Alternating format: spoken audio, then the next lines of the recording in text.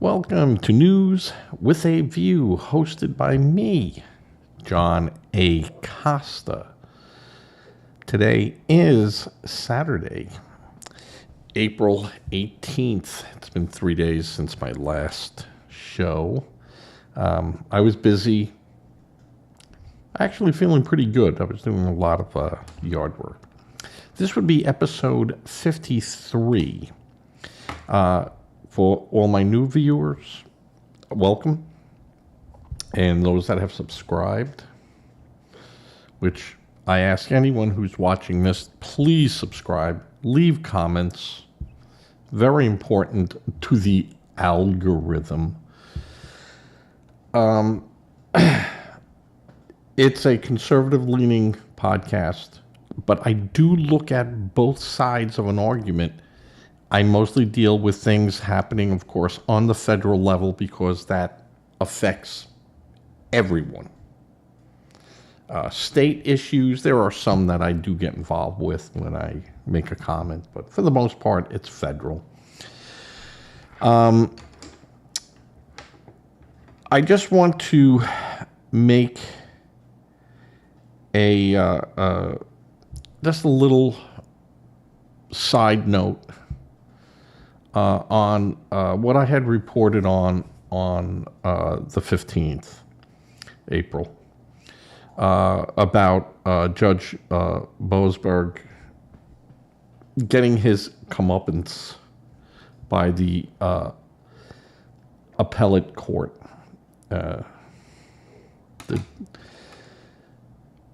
I had a chance to think about it and actually speak with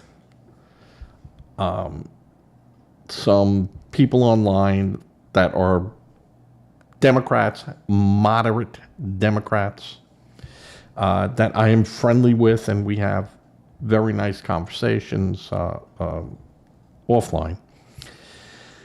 And they struck upon something that I really hadn't thought in the context of what the judge's job is to do.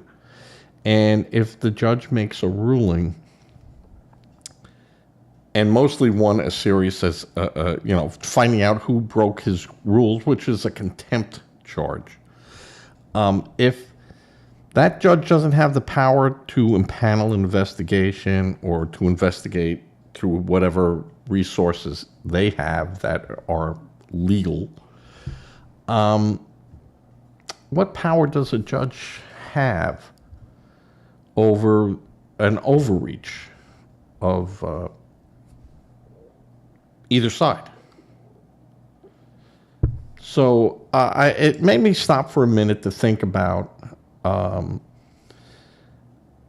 the investigation. Now, of course, the District Court of Appeals said that the Court of Appeals said that he overreached. He was vague in what he was really looking at. That the federal government had the right to move detainees around and deport. They had that right. And that his order of, almost like a cease and desist, order, you can't do that, you can't move, went beyond the scope of what he was allowed to do. And then the investigation, then there's no need for an investigation.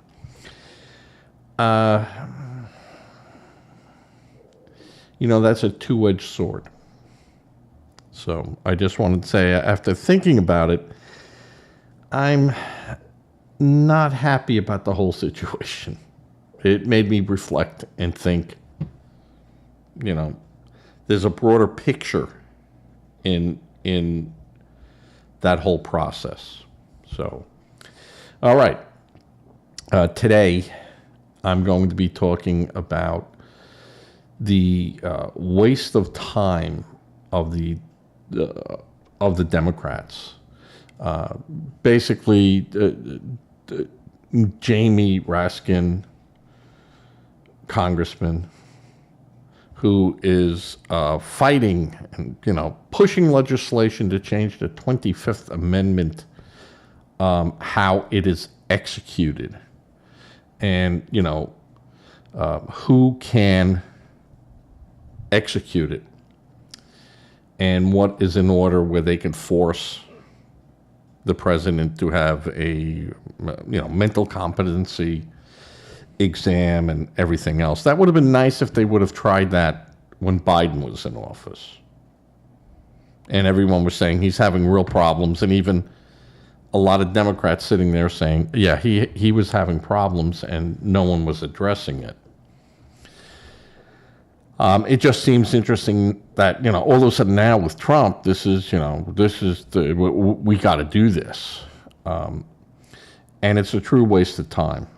The Democrats have just been wasting time. And I don't think they understand that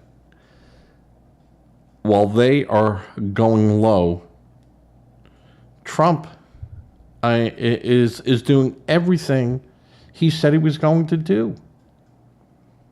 And the politicians that are now running against these Democrats and challenging them, or are being challenged by the Democrats in their state, are going to have a very hard time overcoming voter sentiment. So, their feelings on everything that's been going. You have the 90% of America didn't want a war with Iran. I might agree with the philosophy that, yeah, war is bad. No one wants to see it happen.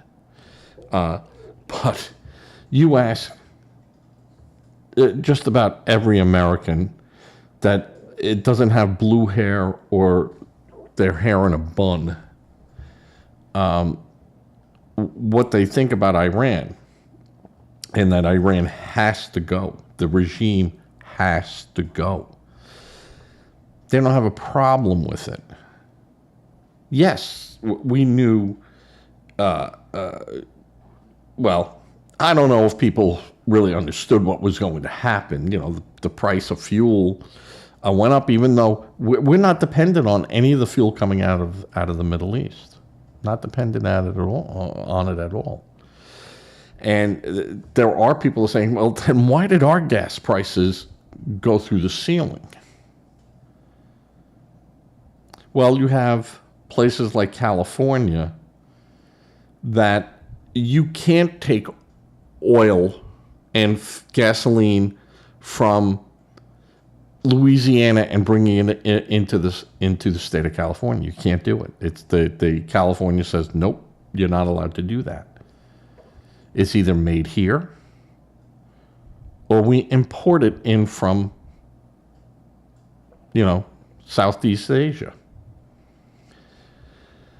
Which is crazy world. But that is one of the major problems that California faces, and any state that was being supplied by California for fuel. The refineries left California, just like many businesses are leaving California. They just can't. They can't afford the state. They can't afford. They could afford paying their employees lots of money, but they couldn't afford the fines that anytime California wanted money, let's find a business. Let's go after them. Let's do that. And it gets to the point where they just go, we're not gonna do business here. We'll move somewhere else. And you're having many, many businesses that, big employers that are moving out of California. And because the Democrats there are just anti-business. And they don't care these businesses move out and those people leave, they get to fill that void with illegals that they'll put on the voting rolls. That's what their goal is to do, put them on the voting rolls. So the Democrats have no dog in the fight. They don't. They don't care about the voters that are leaving because those were basically Republican voters anyway, so let them go.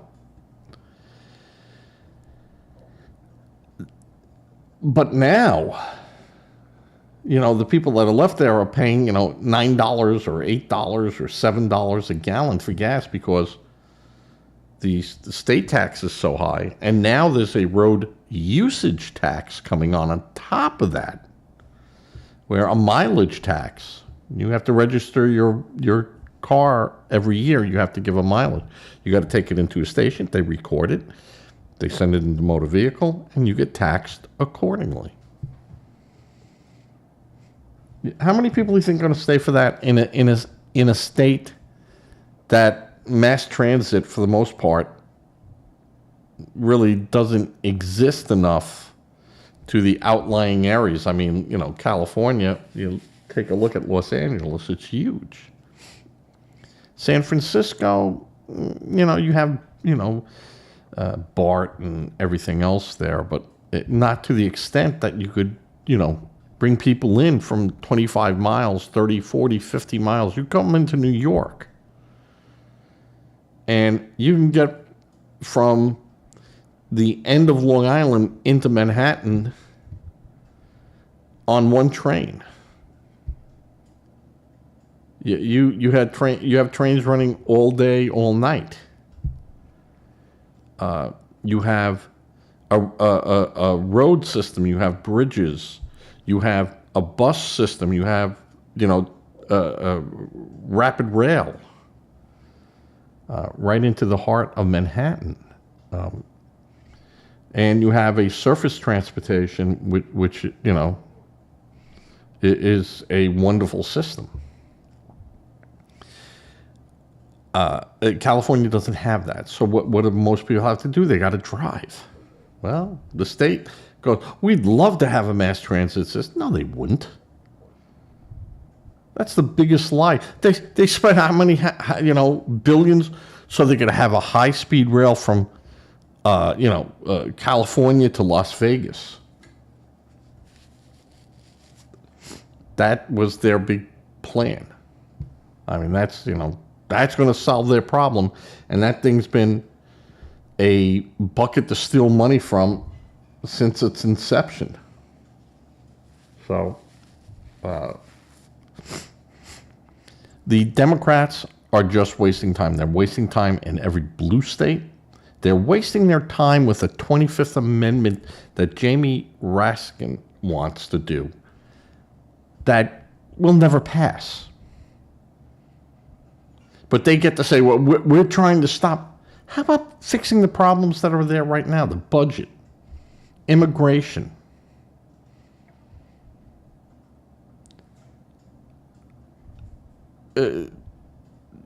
infrastructure. Let's see them do something with that.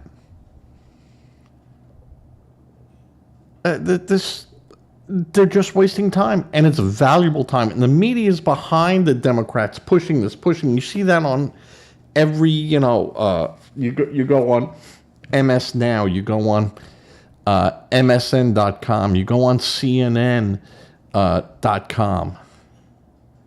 And all you see is everything anti-Trump. Anything that could be anti-Trump gets top billing.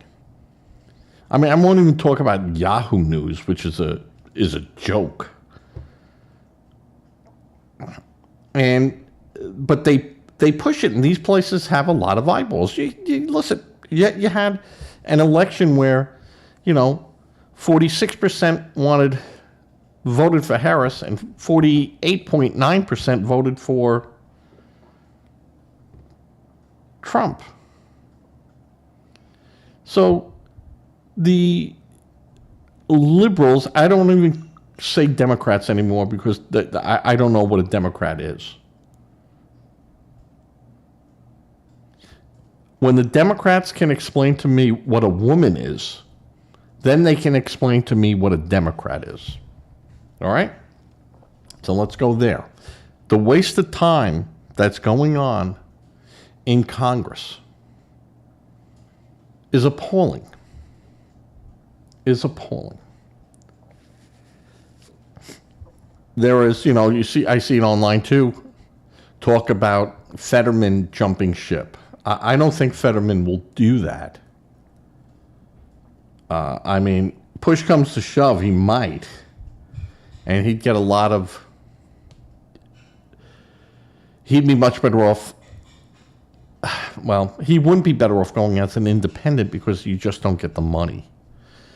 You could be like Bernie Sanders and goes around and collects, lots of quarters and lots of dollar bills. And that adds up. Love Bernie, hate Bernie. The guy knows how to go out there and get the money. And he's very successful at it. Elizabeth Warren. Nancy Pelosi. She could deliver money to the DNC. She could deliver money on her own. So, the DNC, your Jeffries, your Schumers, your Raskins, your Pelosi's, it's all a waste of time. They're just wasting time. And, they want to fight with the president about the war in Iran. And again, I'm blending in two things, but they all lead to the same place. It's a waste of time for the Democrats. You see on some, I think Yahoo had it, or MSN.com, our troops are going hungry because there's no food for them. What are they talking about? A ship ran out of peanut butter or something, but there's plenty of food. There's nothing. No one is going hungry. You used to have, K rations and C rations. Now you have MREs. That's the worst thing our troops would have to face.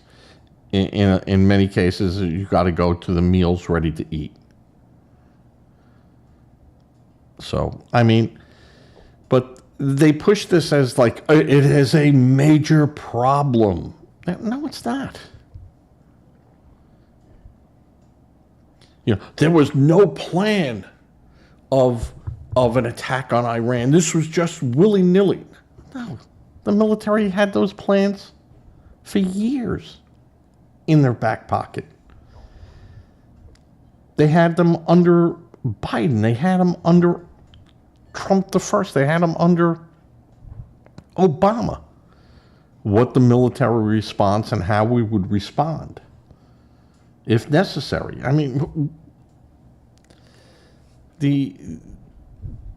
Our military is just not sitting there waiting for something to happen. Our military is there looking for something to happen. Not waiting, looking. Constant, vigilant. And to have the media behind these progressives, I can't even call them Democrats. I can't even call them liberals. They're progressives that just want to tear down everything. They want to tear our fabric, our Constitution. And it doesn't work for us anymore. What do you mean it doesn't work for you anymore?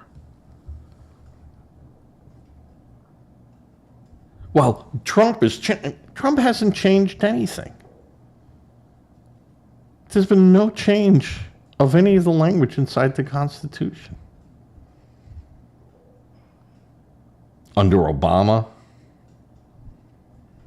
under Biden, under Trump, nothing's changed. Well, he appointed, those conservatives to the Supreme Court. Yeah, he did.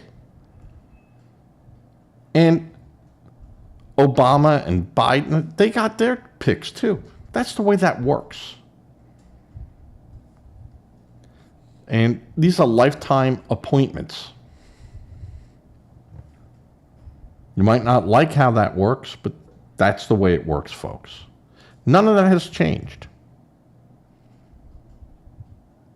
Not a thing. You got 9 justices. Nothing has changed. No word in this Constitution has changed. Not one word. Not one period. Not one comma. Not one comma. Comma has changed. Comma has changed. The screaming from the left. Our rights are being taken away from us. No rights have been taken away from anyone.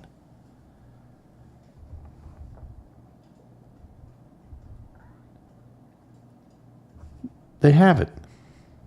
Well, Roe v. Wade. No, your state can pass legislation. And they have. And again, that's not good enough. No. That doesn't count. We had it under the federal. Yeah, it should never have been there. And even Justice Ginsburg had said Roe v. Wade was really bad law and was destined to come back to it. And that's exactly what happened. They knew it. You just had to get the people in there that were willing to fight for it. There you go. That's the way we work. And it's not a democracy. We are not a democracy, folks. We are a republic with democratic principles.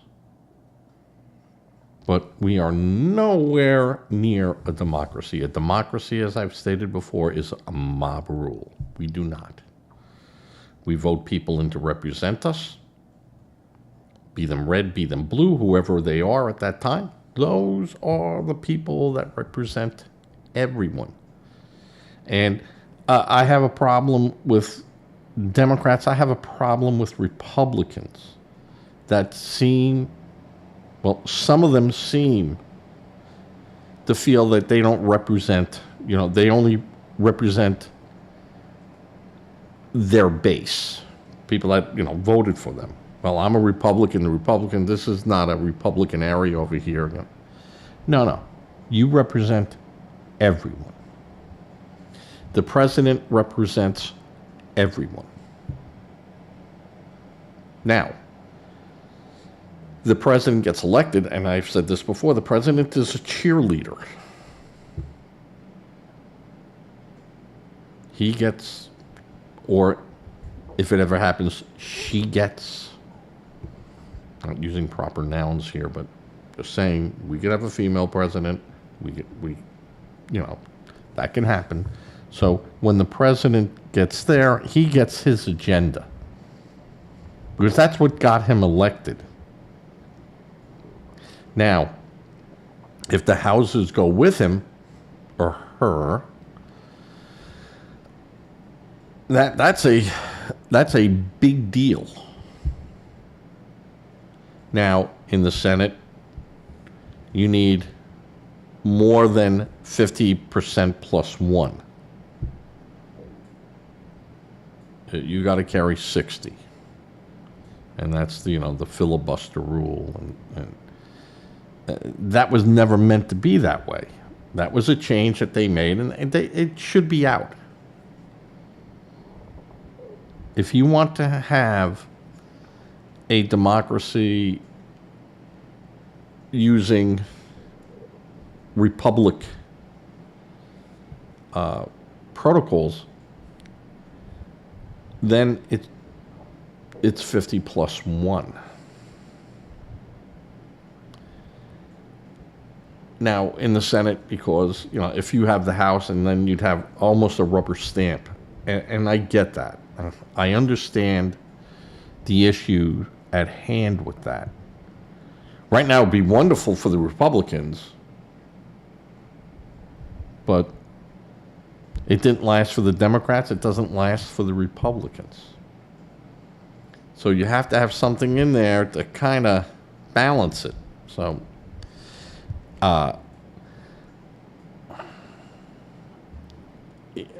you have Republicans, we'll go after the filibuster. And then you had Democrats, we'll go after the filibuster. And we'll go after the... It never happens. Everyone's happy with the way it is right now and works.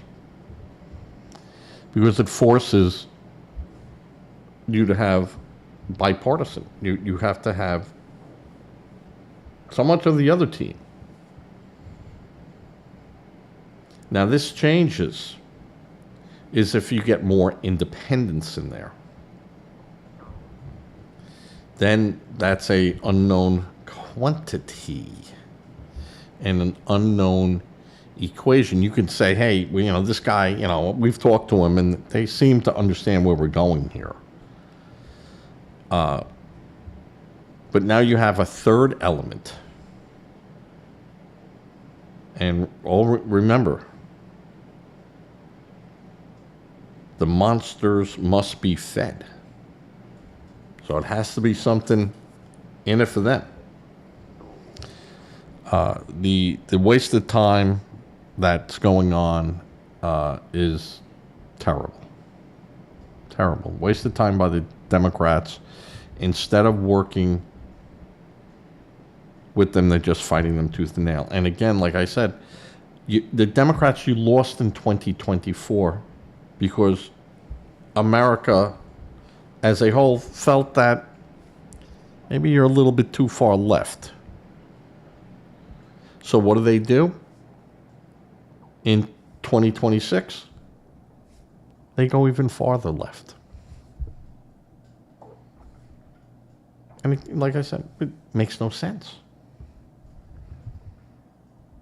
And you had moderates that I always said that, Schumer was a moderate. He knew how to walk the aisle, both sides, shook hands on both sides. And that's gone. We've lost moderates. We've lost them in the Republican Party, but there's still a lot of common sense there. I just can't find a lot of Democrats that have that common sense. There are some, absolutely, there are some Democrats that have common sense, and others that have just drank the Kool-Aid and have gone over the edge. And I can't see the Democrats winning in 2026. Any Democrat or any Democrat that has any common sense would tell you that, fraud is wrong and should be going after. We need a budget that addresses the concerns that the Congresses have. And any party going forward in 2028 having a defanged Iran can only help them. And the Democrats don't have to go hand in hand strolling, through the park with the Republicans on the war in Iran. But they can cautiously support them. They should cautiously support the President of the United States in this endeavor. And I'm not saying, hey, we just sign off on anything you want. No. But you could cautiously do that without, saying, we need the 25th Amendment. And, because he got up there and said, I'm going to destroy a culture here. I'm going to destroy a culture. He goes, if I got to go over there and do that, that won't be the same Iran. He's not lying. He's just saying that's what it will take. And he doesn't want to do that.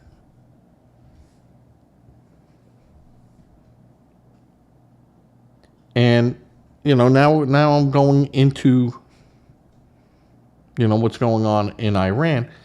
Do you think for a second that Trump trusts Iran? That Iran will keep to the negotiated settlements? No, because they've never done it, and they're not doing it now.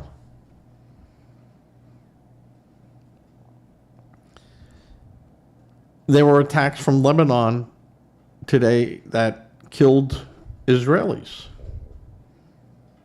And just the other day, hey, we got an agreement not to do that, and Israel might have been put out a little bit, but they had to be in every part of that negotiations. And I say this because the Democrats are screaming how Israel is steering the United States. Well, if Israel is steering the United States, then they certainly knew about a brokered deal that the United States was having with Lebanon to end the attacks coming from Lebanon into Israel.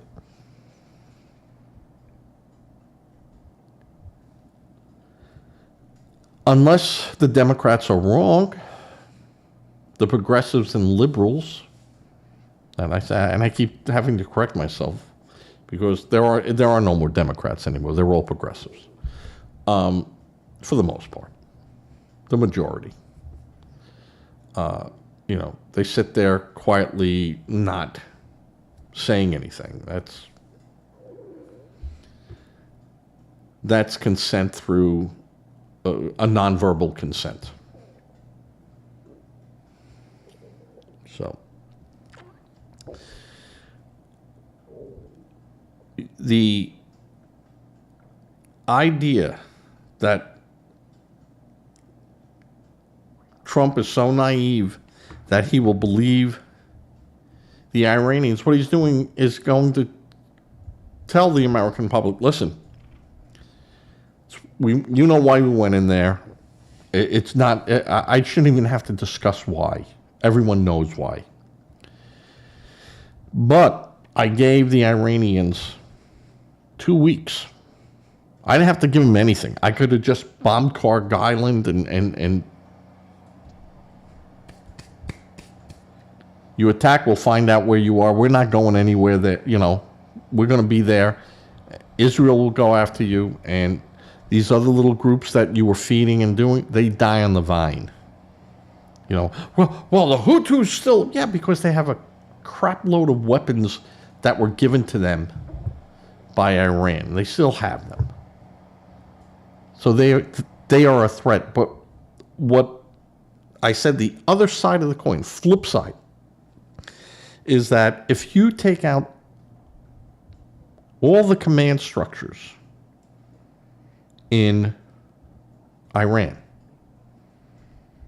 and their top leadership, who's there then to cut the deal? And who's there that the Hutus and Hamas and Hezbollah are going to listen to?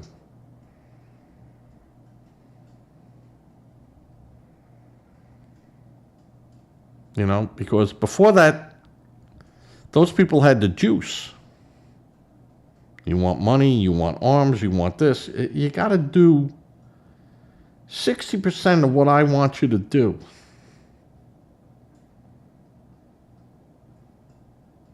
Or 75% of what I want you to do.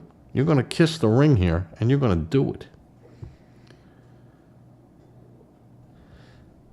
Now, they might not have those people there that have a relationship with these other groups, that have a spokesperson that they had in people. So now these people are kind of rogue, and that has to be thought of and looked at and expected. So in that sense, I would question, hey, when you were taking all these people out, the people that you want in, you kind of let them know that, you know, they're going to be okay, right? They're not going to get blown up tomorrow, right? Because there's got to be someone to take over the reins there. Unless it's unconditional surrender, which, you know, Trump, of course, wanted. Every armed camp wants to be victorious and my rules or no rules. So I have no problem with that. That's just the way things are done. But if you don't have those people where you can then come in and go, I need you to do this, I need you to do that. If you do this, you know, we can kind of work together here. But if we don't have that, then you're going to have an Iraq. You're going to have an Afghanistan. You're going to have this stuff. And it just doesn't work. Look at Libya. So you got to be real careful. And in that sense, that there has to be some type of system in place for that. That's been accounted for. All right, I'm going to end this in about 5 minutes. I appreciate everyone that has stayed this long with me. Just sticking around. I doubt if I'll do something on Sunday. It's the only reason I'm doing something today is because it's newsworthy. It's newsworthy. There's a lot going on. Of course, you know, you had Iran saying they're going to close the Strait down again, and that, you know, you had a couple of their boats. My problem is, why do they even have boats? And you can't have a ceasefire if they come out there and start shooting at boats. And again, this could be a command and control issue that Iran is having. You know, these are the guys that say we're in charge, but are they really in charge? You know, you have the Iranian Revolutionary Guard Corps that's still in fighting shape. They might not have a lot to fight with, but they got all the guns aimed at the people. That's power. You know, I could lead through cake, or I can lead by putting bayonets in their backs. I'm leading. So that is something that I hope we've looked at. I mean, I know I think that way, and you know, I'm sure I'm not the 250-watt light bulb, but I'm also not a 10-watt bulb. Dim bulb. All right. And I think I'm a lot smarter politically than Bob in New York. Nah, I'm only kidding, Bob. You're a pretty wise fellow. All right. With that, I'm going to ask everyone, please think about giving to a charity. Charities need help.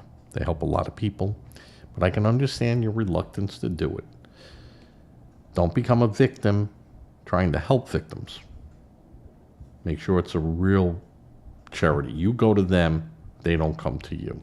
If you're not comfortable with that, please think about donating to a food bank. Money is always good for a food bank because they could use that to immediately address a situation that they're facing. Food, of course, is always welcomed. Say a prayer. Prayer does work, no matter what a Democrat might tell you. And with that, I'm right at the 40-minute mark or so. I'm going to say thank you. I'm not going out tonight, so you never know. If something big happens, I might do a show, but don't know. And with that, thank you as I fade to